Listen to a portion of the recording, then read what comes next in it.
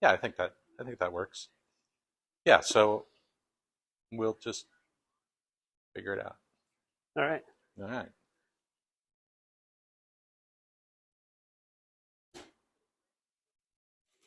Hey everybody, Sayre at Nova again. And this time around, we are talking about perhaps a controversial bike. We have a little internal discussions about it before we're doing this video We here. had a lot of internal discussions about it. We decided we'd mic up Todd for this one too, because Todd, who is our cameraman, is also a graphic designer and a designer by trade. I have strong feelings. Has a lot of strong feelings about how this bike goes. So this is a 2005 Buell XB12R. Before we get into the design stuff, I'll do a little bit of background on it. The XB series came out in 2003, I believe. And the thing about the XB series that was different, I'm just going to start with some of it. The fuel tank was in the frame. Pretty innovative. If you don't know Buells, then be prepared to be wowed. Eric Buell is a pretty interesting designer. He has come up with... No. He's an interesting engineer. Okay, I stand corrected. Interesting engineer. He comes up with a lot of innovative solutions to things. Some of them are problems that exist, and some of them are problems that we didn't even know existed. So the fuel tank being in the frame is one thing about the XB series. And then also the swing arm carries the oil for the bike. So it's a dry sump motor, as all Harleys are. And yes, it is a Harley motor. So you can see here the swing arm has a little fill cap on it. There's the fill cap. And so the oil is stored back there. Yeah, it's got a Harley-based motor. For the beginning of Buell's life, they used Harley spec motors that they would assemble themselves. And then as they got going for real, Harley would build the motors for them. So they use Sportster crankcases, Sportster cylinders, and reworked heads that have bigger valves, higher compression pistons. They lighten the cranks. They use hot cams, among other things. So it's technically a Sportster motor. It doesn't feel a lot like a Sportster when you get on it. You climb on it with a ladder. Eric Buell, one of his main principles was all about centralization of mass. So you see the muffler is running below the motor and stays down here, whereas most bikes of the time would have a pipe that comes up on the side. The previous generation to this, the tube frame Buells, had the shock also on the bottom down there. And this one here has it up in a more traditional position, monoshock rear up above the swing arm. But the concept with the oil in the swing arm and the exhaust pipe down here, and even the fuel in the frame rails rather than up on top on the tank, is a lower and more centralized mass. So you don't have a bunch of things flinging around. They're all kept tight and low. So that's a little background on the bike. As I said, this was the right after the tube frame Buells.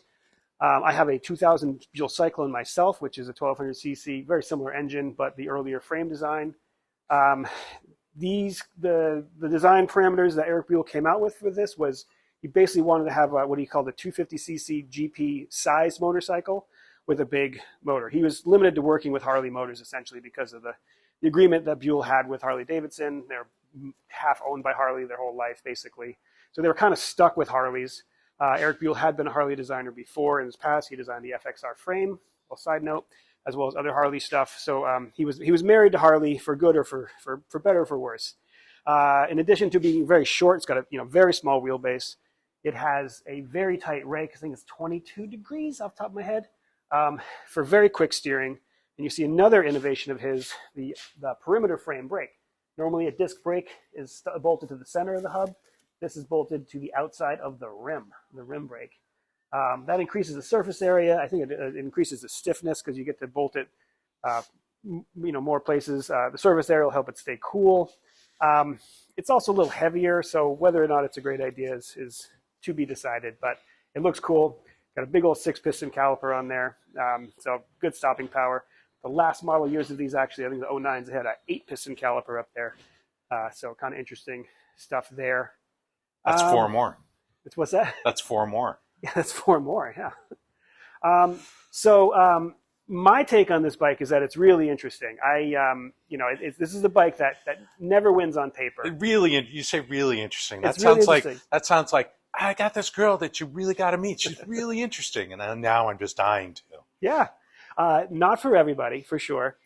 This is a bike that never looked good on paper. You know, the peak horsepower of this 1200cc motor doesn't look good in person either. is about 95 horsepower. Maybe they got it over 100 or so, and about 90-ish, 100-ish foot-pounds of torque as well, which is why they're so popular for people who love them. But even worse than this 1200 motor, when this bike first came out, it was actually a 1000cc motor. And not only that, for marketing purposes, they've really failed in my mind. They called it an XB9R, the first versions of these, which meant people thought it was a 900cc motor. So it seemed smaller than it was. It was also a shorter stroke motor, which is a little revier, but didn't have the torque that people are used to from the Sportster-based motor. I've ridden the XB9s. I think they're really nice, but they don't have the grunt off the line that these do. So long story short, people complained. They brought the 1200 motor back, put it in the same chassis, and people love them. Now, as I say, it looks good on paper. It doesn't look good on paper. It doesn't look good in person. Todd doesn't think it looks good in person. I think it looks funny, but I also don't really care. The mechanic in me and the rider in me looks at this and says, wow, that's fun. And it really is. This thing will carve corners like nothing else. It's really unique to ride. It's very responsive. It'll hang through really tight corners really, really well. I call it a purist bike, man. This thing was not meant to win races. They actually failed horribly at winning races when they were racing in the AMA. They're running at 600cc bikes, and they still were losing, mostly because they couldn't stay together. The engines are just not made to spin that fast for that long. But for a street bike or a casual track day bike, they can go for a really long time. And they're just super fun. You have a torquey V twin and a chassis that handles like pretty well.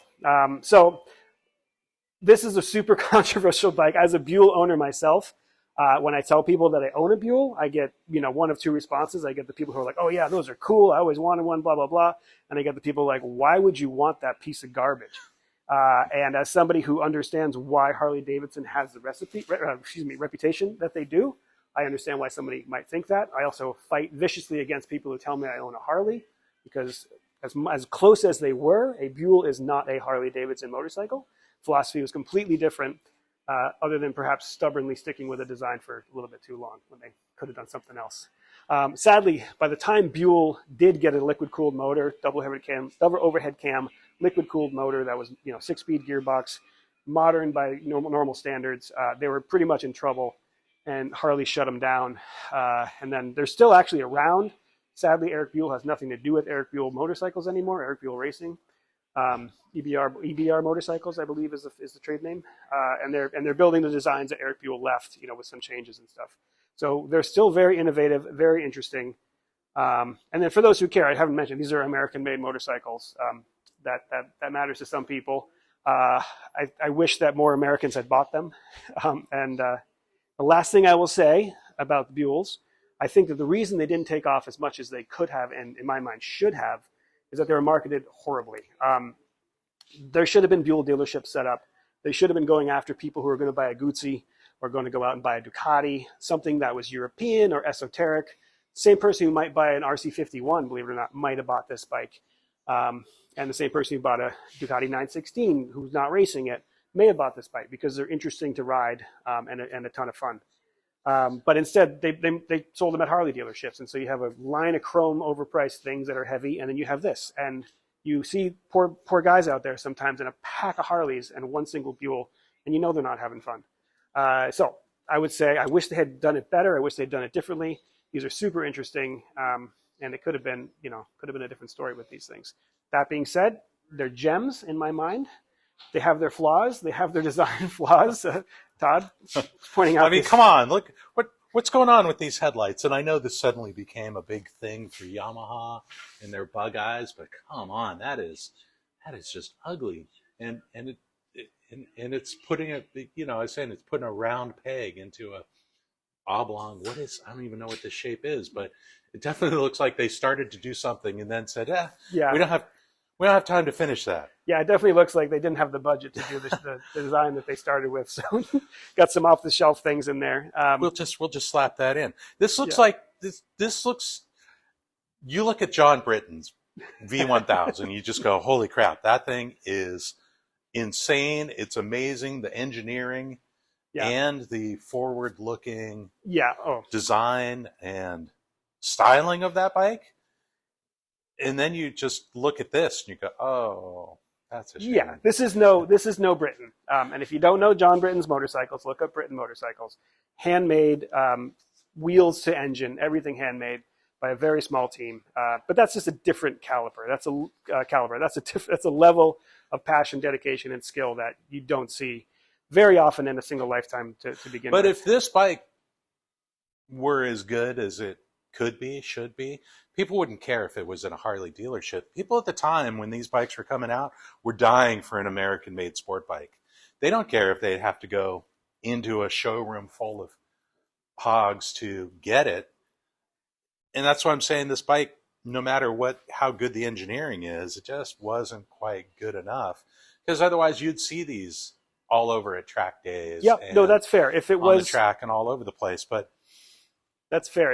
If it was really that good, they would have made it regardless. And I think that's a fair point. Well, track, people who want to race bikes or just take them to the track, they don't care. They don't care how it looks as much. They want something that's going to be fun and rides well. And this just can't possibly do the trick, even though you say it's got laser. Well, it has laser handling, but it has a 5-speed agricultural Harley-Davidson gearbox. Yeah. So it's the kind of thing that you have to want to be riding it. So it's a little bit it's definitely lacking in a lot of ways. I say it's for the purist, and sometimes when I mean the purist, I probably mean the masochist, the person who wants things to be a little bit more difficult than they have to be. Because this is not the easiest bike to ride quickly, but it is a rewarding bike to ride quickly. So I remember the days that these came out, and I was reading about them in magazines and stuff. I was on the fence of what I thought about them. Yeah, Is this old Shrinky Dinks? Put it slapped on here? Like, it's so weird how this plastic yeah. Oh, it's the logo build, is. the build quality is it's not bad. It's just interesting choices, I would say. No, you could say bad choices. Well, they hold up. They're not really reliable. You know what? Every time I look at your Buell, I look at the plastic logo that's been applied to the tank, and I just desperately want to peel it off because it's aged so badly. Yeah. And it's cracked, and it looks terrible. It does. And it does. This, I already see it's just going to go the exact same way. It will eventually. But this bike is already 20 years old, and it's fairly well preserved. So mine has arguably seen a bit more weather. I'm a little bit meaner to it, and I ride it in all sorts of conditions. But yeah, I was saying, the journalist's opinion at the time about Buells were that they were never quite sure what to do with them, but they never ever had a bad time riding them. The sort of smiles per mile metric of how good a motorcycle is. The Buells are way up there because they're just they don't do a lot of things. They don't do a lot. I always tell people about my bike. I want to preface anything I say about it with the statement that there's a lot that this bike is not. But what it is it does it really well. It's really fun. I can't get over we can't figure out a place to put this oil cooler, so we'll just sort of slap it to the side so that the first time this bike gets dropped over, you'll lose your oil cooler. And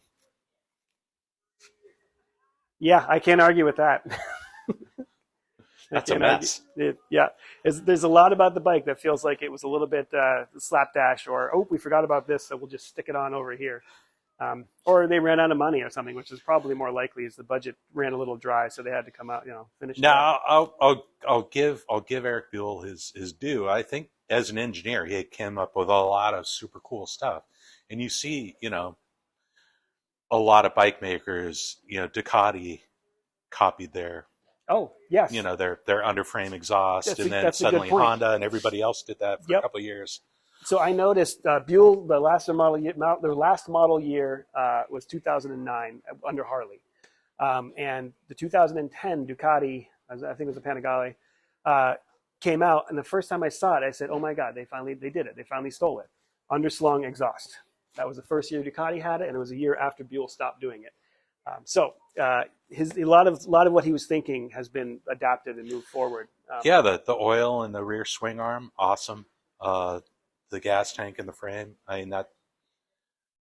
See, he's not the first person to do that. But gas tank in the frame, he could be. Not, I mean, oil in frame in general was the Brits were doing that. Yeah, the Brits were doing that for a long time. 70s, putting oil in the main frame. So he wasn't the first person to put a liquid in there. But I think the gas tank in the frame may have been, I don't know. There's probably some other obscure somebody who tried it once, but it's not a normal thing. The downside to that, though, is if you crash one of these, even at a very low speed, if this is moderately scraped, the insurance company will total it because you can't have a damaged. This looks like an add-on, or yeah, this may be an add-on pad to stop that from happening. And then the plus side is, if you're looking for a track bike, you can sometimes find a cheap one of these because the insurance company totaled it when it wasn't really messed up at all. But nobody wants to take these to the track. I do. I do. But you really don't see a lot of them.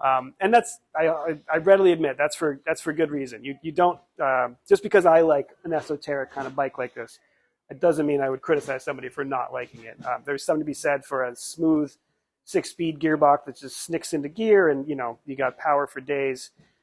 This thing, you're going to probably have to fight it a little bit more just to keep it moving, hustling around. And I know on my bike, on my 1200 V-twin, the motor always feels like it's in the way. It's great as a tourer, but as soon as you start going fast, it's like it's in the wrong place. You're trying to slow down, it's going to give you too much engine braking, and you're trying to get on the throttle, and it's kind of like it needs to catch up to you.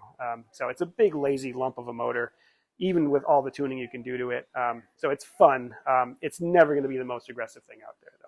I'll say, when I saw this bike out back, I desperately, I wanted to like this bike. I do. When Buell's came around, I desperately wanted to like the bikes because we're dying for, American-made superbike that you could take to the track, and it just kept being that tease, and then the closer you got to it, you just, what happened? Yeah, not for everybody, for sure. Not for everybody. And I got to say, the person who owns this bike, I'm harping on it for sure. It's beautifully kept. And when you said this is 20 years old? 20 years old, yeah. Holy crap. This thing looks like it just came off the showroom. Yeah. So, somebody absolutely loves this bike, and I'm glad they love this bike. And they don't need me to love it as well. But I sure had high hopes for this bike. Yeah. So anyway, if you have any thoughts about Buell's, please chime in the comments. We love hearing about them. I expect there'll be people, like I say, people who love them, people who hate them. And if you hate them, tell us why, because I'm curious. I mean, I feel know like I did.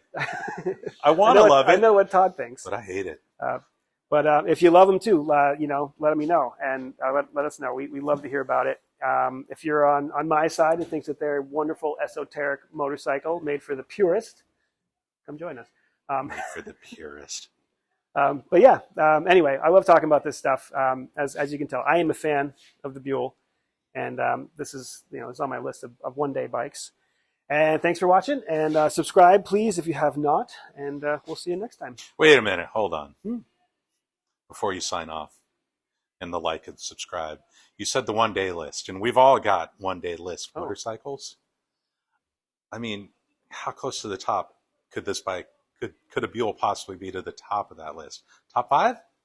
It's definitely my top 5. Top 5? Yep. So if I had an unlimited garage, this would be one of the first bikes. I would go for an XB9 because I want the short stroke motor. I want the Revier motor. I would want a track prepped XB9R for track work. Top 3? No. Yeah, maybe. Real world stuff. Yeah. I mean, because it's also relatively cheap to run. So as much as I would love to have an MV. No. You have unlimited budget. Okay, you don't have to worry about cheap to run. All right, then I want a Benelli 350 4-cylinder from 1967. That's your number one? That's my number one. Yeah. All right. But in the real world, this is a very real world sport bike. It's highly adequate and exceptional at certain things. Highly adequate. Yeah, and you can master one of these to go faster than any squid who buys an R1 and thinks they're quick. So that's my final word on that. Now you can sign off. All right. Thanks again. Subscribe and like if you haven't, and we'll see you next time. Thanks for watching.